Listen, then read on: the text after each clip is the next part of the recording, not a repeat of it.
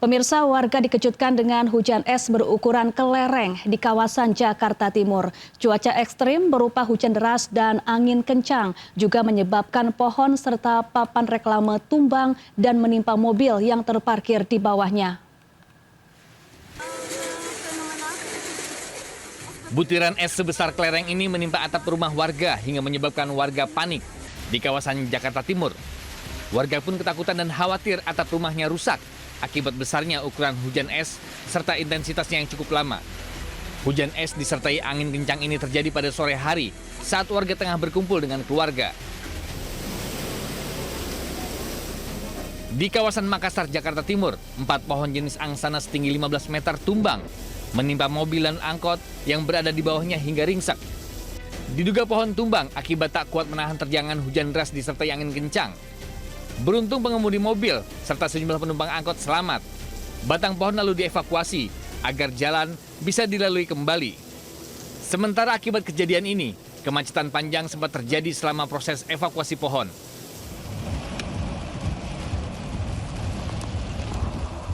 Pohon tumbang juga terjadi di Jalan Raya Mabes Hankam Cipayung, Jakarta Timur. Akibatnya, sebuah mobil dan papan reklame di eksit tol Halim roboh hingga mengganggu arus lalu lintas. Pohon berukuran besar juga tumbang di kawasan Bambu Apus Cipayung, Jakarta Timur, hingga menimpa 6 unit kendaraan roda 2. Petugas langsung dikerahkan untuk mengevakuasi sejumlah pohon yang tumbang di beberapa titik di wilayah Jakarta Timur. Pihak BMKG memperingatkan, selama seminggu ke depan, cuaca ekstrim masih akan terjadi di Jabodetabek. Dari Jakarta, Rio Manik, iNews melaporkan. Ya, cuaca ekstrim disertai puting beliung memorak-porandakan tenda hajatan warga di kawasan Bekasi, Jawa Barat. Kencangnya terjangan angin juga menyebabkan sejumlah rumah warga dan fasilitas umum rusak. Tamu undangan yang datang di hajatan warga ini seketika panik saat angin kencang menerjang dan menyebabkan tenda porak-poranda di kawasan Rawalumbu, Bekasi. Beruntung tidak ada korban akibat kejadian ini, sementara pesta hajatan pun dihentikan sementara.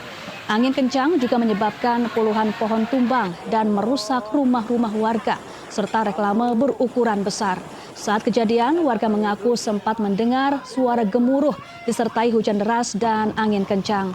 Hasil pendataan BPBD Bekasi, angin kencang terjadi di 4 kecamatan, yaitu Rawalumbu, Bantar Gebang, Mustika Jaya, dan Bekasi Selatan. Akibatnya kemacetan panjang sempat terjadi akibat banyak pohon tumbang hingga menutup jalan.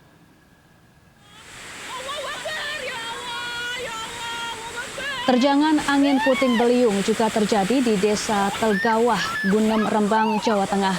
Kuatnya pusaran angin membuat warga yang tengah berteduh ketakutan. Karena selain merusak bangunan, angin juga merobohkan pohon dan deretan sepeda motor yang sedang terparkir.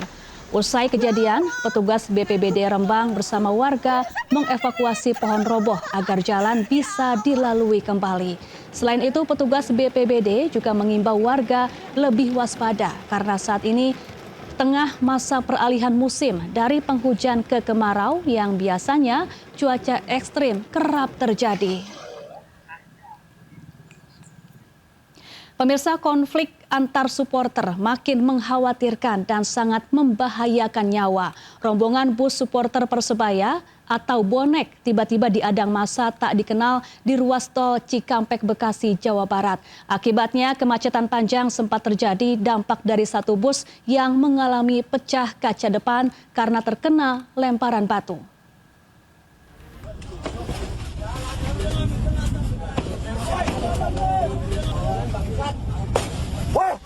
Sekelompok orang tak dikenal tiba-tiba mengadang rombongan bus pembawa supporter Persebaya atau bonek di tol Cikampek kilometer 13, Bekasi Selatan. Kericuhan pecah saat pengadang melakukan aksi anarkis dan diduga membawa senjata tajam serta melempar petasan ke arah bus. Akibatnya satu bus mengalami pecah kaca di bagian depan usai terkena lemparan batu. Akibat kejadian ini, iring-iringan kendaraan berhenti mendadak di badan jalan tol dan menyebabkan kemacetan panjang dari arah Jakarta menuju Cikampek.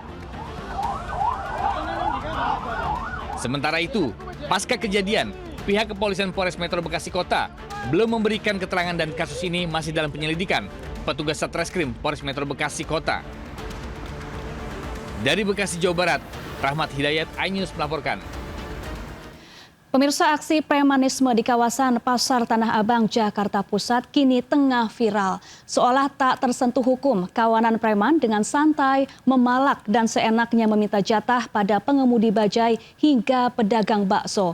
Bukannya mengaku, seorang preman yang sudah ditangkap polisi menyangkal sudah melakukan aksi pemerasan.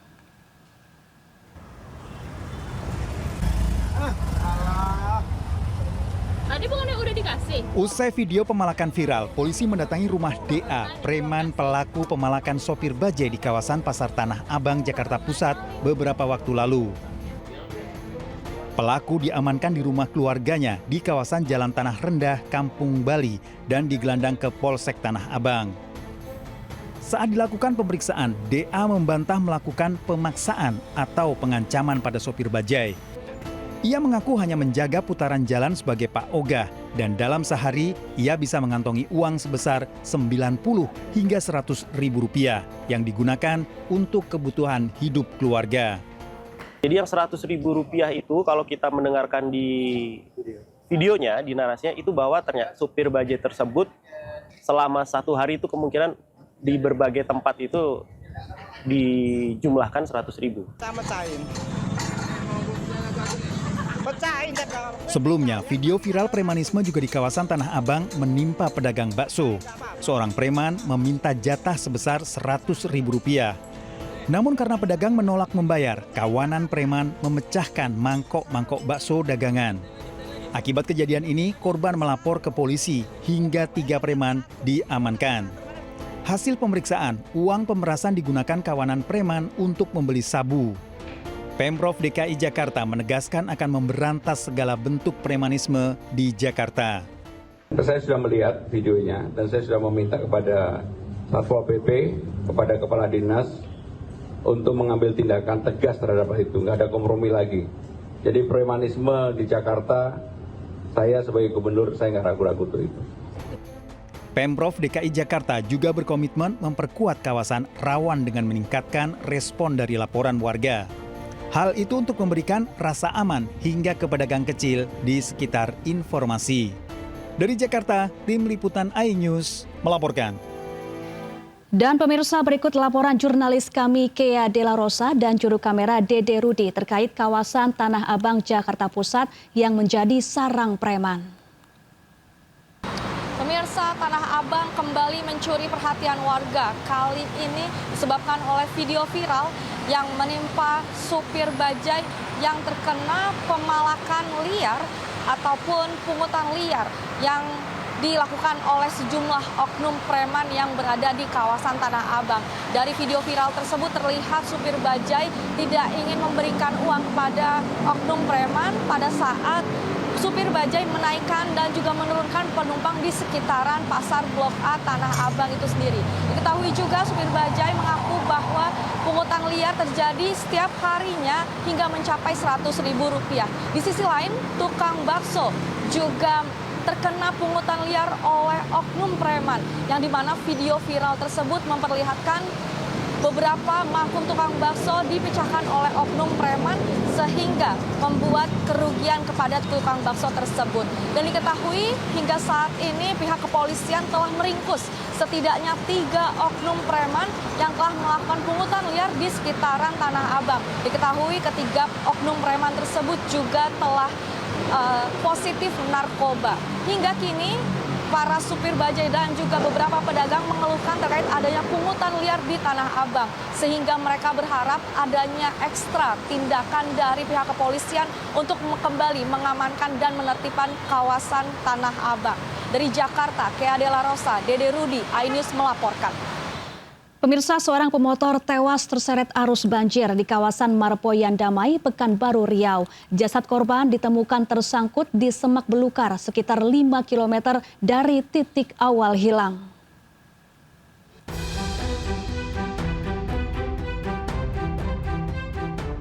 Inilah rekaman CCTV saat seorang pengendara motor bernama Aryadi terseret arus banjir di perumahan Sidomulyo, Kecamatan Marpoyan, Damai, Kota Pekanbaru, Riau. Warga yang mengetahui kejadian tersebut langsung berusaha menolong korban, namun gagal dan hanya bisa mengevakuasi motor korban. Setelah 9 jam pencarian, tim SAR berhasil menemukan korban tak bernyawa di semak belukar sejauh 4,5 km dari titik korban terseret arus.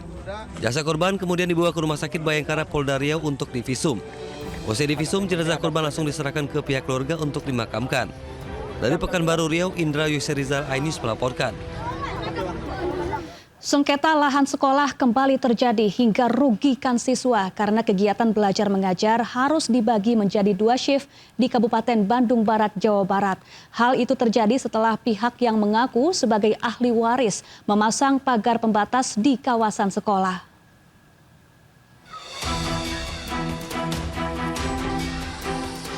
Papan pembatas berupa bondek cor terpasang memisahkan gedung depan dan belakang sekolah sejak Senin sore lalu di SDN Bunisari, Kabupaten Bandung Barat.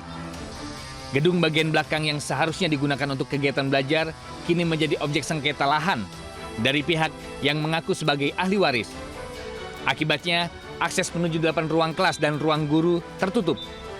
Pihak sekolah pun memutuskan memindahkan kegiatan belajar ke gedung depan demi keamanan siswa.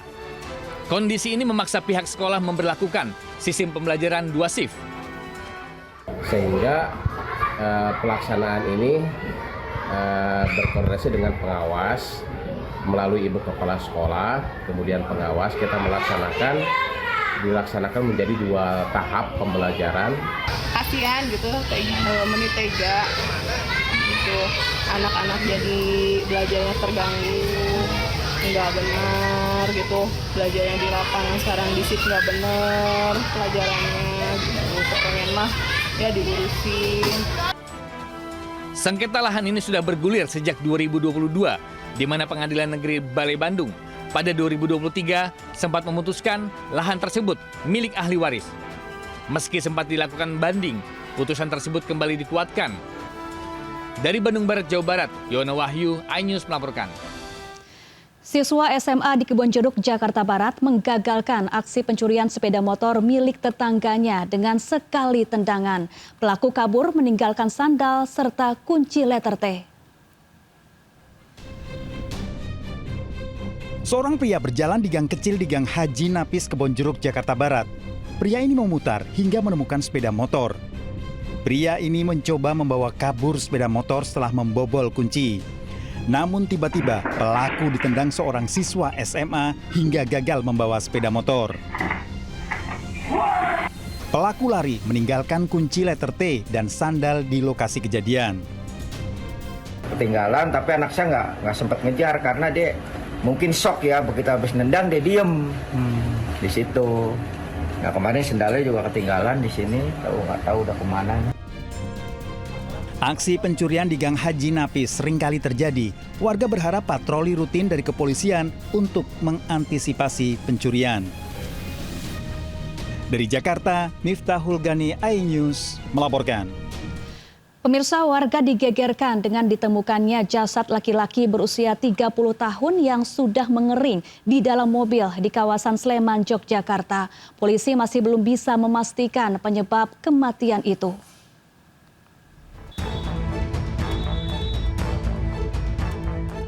Mobil yang terparkir di halaman gedung Serbaguna, pojok Tiasan ini, mendadak membuat heboh warga. Usai ditemukan, jasad pria berusia 30 tahun dalam kondisi mengering di Depok, Sleman, Yogyakarta. Jasad ditemukan di kursi kemudi dan sudah mengeluarkan bau menyengat. Polisi segera melakukan olah TKP dan mengumpulkan barang bukti di sekitar lokasi kejadian.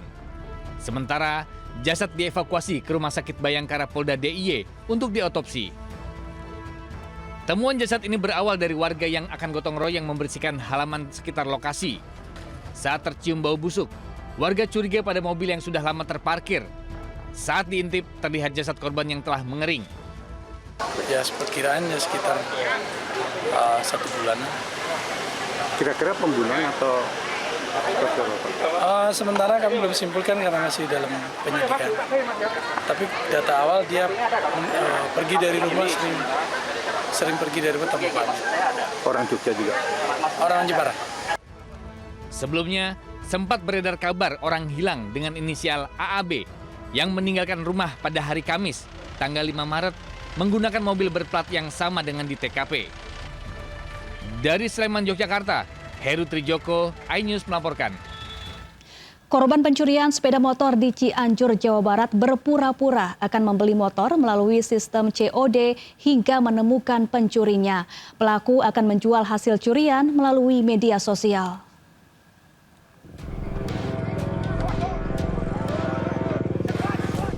Terduga pelaku pencurian sepeda motor menjadi bulan-bulanan sasaran amuk warga di Cibareng, Cibeber, Cianjur. Pelaku berhasil ditangkap setelah dijebak oleh korban pencurian sepeda motor. Korban yang kehilangan motor akibat dicuri mengetahui kendaraannya dijual melalui media sosial. Kemudian korban menyamar sebagai pembeli dengan sistem COD. Tanpa menyadari, pelaku datang ke lokasi dan bertemu langsung dengan pemilik sah sepeda motor. Saat identitas terungkap, warga yang berada di lokasi langsung mengamankan dan melampiaskan kemarahan kepada pelaku. Pelaku diserahkan warga pada polisi. Saat ini pelaku beserta barang bukti berupa 1 unit sepeda motor telah diamankan di Polsek Cibeber dan dijerat hukuman minimal 5 tahun penjara.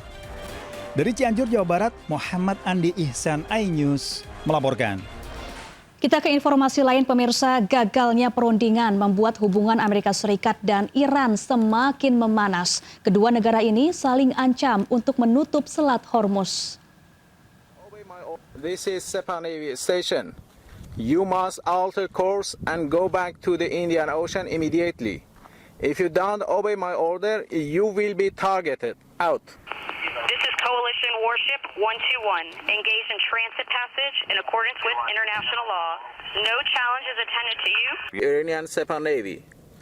If you see any warship in your vicinity, keep a distance more than 10 miles from them, because I'm ready to open fire on them without any warning. Kapal perang Iran terus berjaga di Selat Hormuz. Saat ini Iran melarang kapal lintasi Selat Hormuz tanpa izin. Iran pun akan langsung menembak kapal yang memaksa masuk Selat Hormuz. Amerika Serikat pun langsung membalasnya dengan blokade kapal yang akan keluar Selat Hormuz. Sejumlah kapal tanker pun terhenti di Selat Hormuz. Kali ini tak hanya kapal milik sekutu Amerika Serikat dan Israel, namun juga kapal berbendera Cina, sekutu Iran. Blokade lalu lintas maritim yang masuk dan keluar pelabuhan Iran akan dimulai Senin jam 10 pagi waktu Amerika Serikat. That'll be 10 o'clock tomorrow. Other nations are working so that Iran will not be able to sell oil, and that will be very effective. But there are many boats heading toward our country to fill up with oil and then go and take it. So they're not going to go through the Hormuz Strait, and ultimately that'll be correct.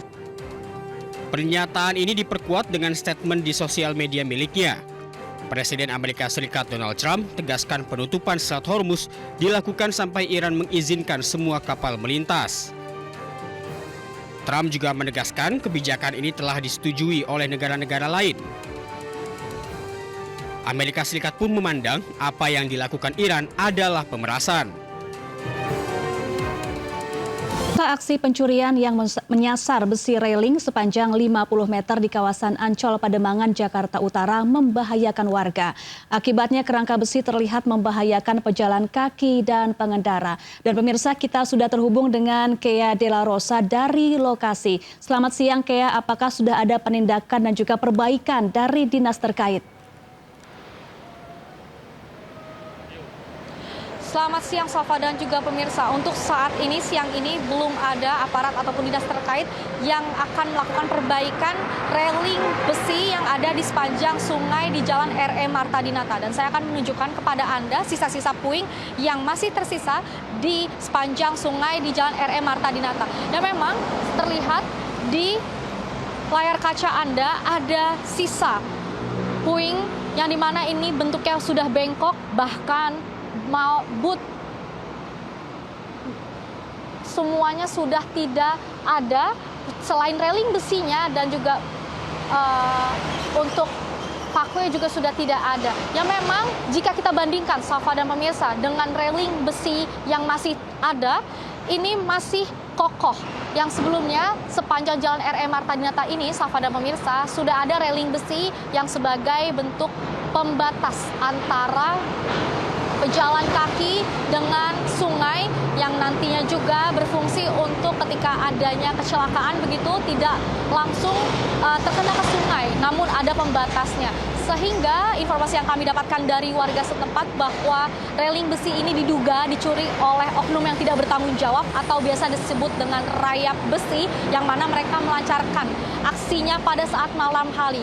Karena untuk siang hari hingga saat ini tidak ada aktivitas yang mencurigakan di sekitaran tempat saya berdiri saat ini, sehingga warga menduga mereka melakukan pencurian railing besi ini di malam hari pada saat suasana sepi.